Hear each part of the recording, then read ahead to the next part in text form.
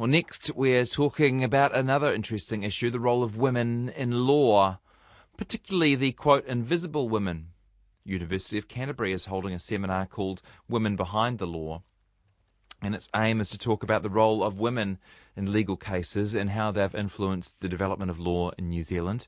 One of the speakers is Dr Rhonda Powell, who's a lecturer at the University of Canterbury School of Law, and she joins me now. Hi, Rhonda. Hello, Jesse. Nice to have you on. What an interesting seminar. And I understand it was engendered by a positive milestone for women in law. Thank you. Yes, actually 2016, for the first time, we've seen equal numbers of men and women in the legal profession.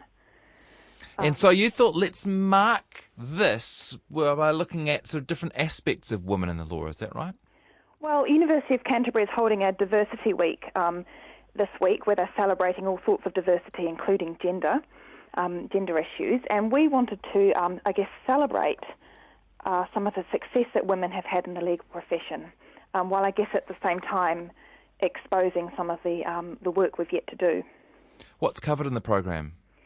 There's going to be 5 speakers, and each of us is going to look at women behind a significant legal case, either as a victim or the plaintiff or the defendant, as a way of really highlighting the women who have influenced the development of the law. Yeah, so not just female lawyers, but women who have been at the centre of some of these cases. That's right. So probably the most well-known would be Minnie Dean. There was a murder trial from early in the 20th century.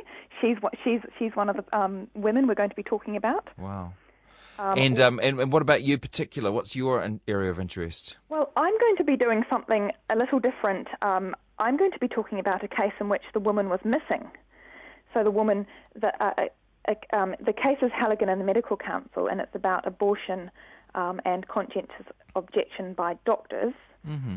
And I'm going to be talking about how this is a case which is really about a very important gender justice issue, and yet the court is trying to balance, I suppose, the doctor's right to freedom of conscience with women's access to abortion services, but actually the judgment makes very little mention of women at all. So I'm going to say, well, there was a missing woman in this judgment. What year was this? It was 2010, so reasonably Oh boy, recent. I thought you were going to say 1970s or 60s. No. 5 years ago, there's a major case on abortion and women aren't mentioned in the judgment.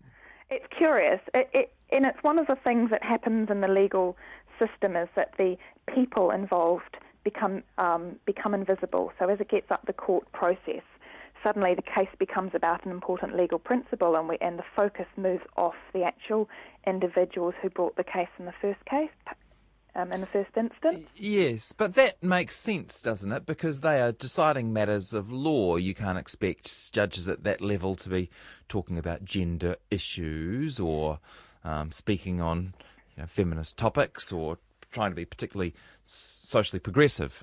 Well, I think we can expect our judges to be socially progressive, but they're basically trying to balance. They're trying to do different things, and at different stages in the legal process, the focus changes. At the one hand, they're actually every legal case is actually brought by a person or a company or a legal person in some sense. They're challenging something that's happened. So there are always people behind every legal decision. Somebody wants justice for something that's happened to them. But at the same time, the courts are considering the general legal principles that are going to apply throughout the system. So they are trying to sort of walk that line between individual justice and general principles. But we would argue that at some point, sometimes they actually miss, or at least there's a role to remember the individuals who brought the cases and to tell their story as part of the judgment. I suppose one problem is that despite equal representation in the legal profession, once you go up and up to Queen's Counsels and judges, it's a big bunch of men. That's right, Jesse. So currently we only have 15% of Queen's Counsel who are female. So Queen's Counsel are the most senior lawyers. And again, that's recent figures, right? I mean, you had a big intake a couple of years ago, and even then only, something like 20% of them were women? Yes, I don't have I think it was 20% of the applicants were women, which was highlighted as one of the issues, women not applying for those particular positions. Yeah. And I'm not sure how many percent were actually appointed, but it's small given that, over half of the practicing certificates are given to women at currently. Yeah, and I talked to the Dean, actually, of University of Canterbury about this, and part of the issue, of course, is that women can jump out of their career during a crucial moment to have babies, right? Mm-hmm. And so maybe the legal profession needs to work harder to get them back in afterwards, or to cater for family life as well as professional life. And on that particular issue, you might argue that, or at least I would argue that, there's actually an issue not just for the legal profession but for our society in terms of who does what in the home. Mm-hmm. So inevitably women are the ones who are going to be having the babies and potentially breastfeeding them. So there is that amount of leave that women will need to take from their careers. But it seems to be the case that women, when they go back to work, still bear a disproportionate amount of the household duties, and that this is one of the reasons why they're unable to meet the kind of criteria for promotion, etc., that allows them to succeed. So I think it was actually a wider societal issue behind women's progression within the legal profession. You're involved in another very interesting project, the Feminist Judgments Project Aotearoa. Tell us what this is all about. Feminist Judgments Project is a project that's funded by the New Zealand Law Foundation, and I'm working with Associate Professor Elisabeth McDonald, Marmaduke Stevens and Professor Rosemary Hunter on the project. We've collected a group of 50 or so New Zealand lawyers. Some of them are academics and some of them are legal practitioners, and we've got some retired judges involved as well.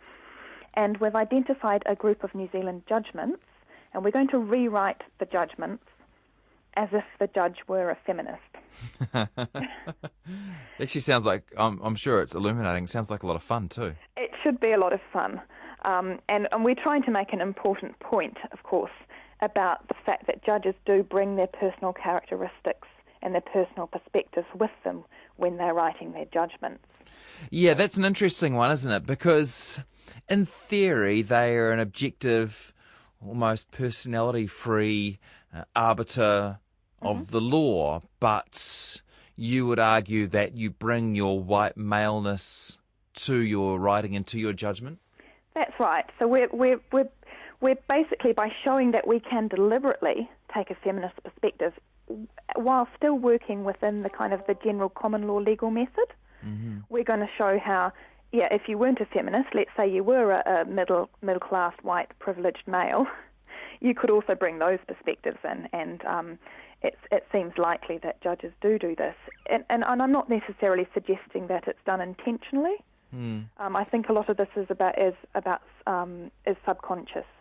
Yeah, that's right. I remember reading judgments about domestic violence cases that have made their way up the courts, and just the judge's portrayal of the victim in their judgments.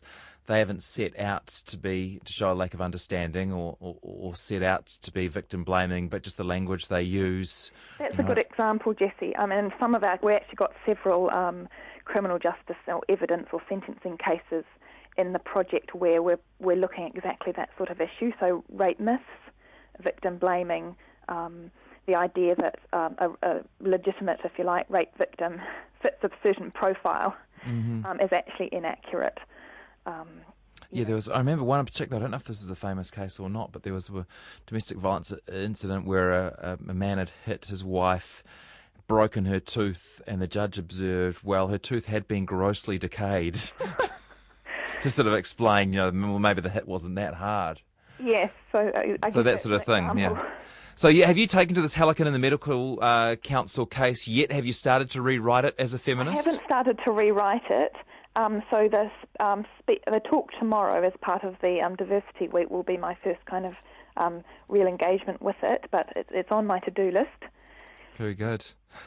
Oh, well, really nice to talk to you. Keep up the good work, Dr Rhonda Powell, and actually don't have the details to hand on the seminar. It's tomorrow, is it? University of Canterbury. It's in the Business and Law building on the second floor in the College Lounge at 12 o'clock. Very good. Thank you for doing my job for me. Nice to chat to you. Thanks, Jesse.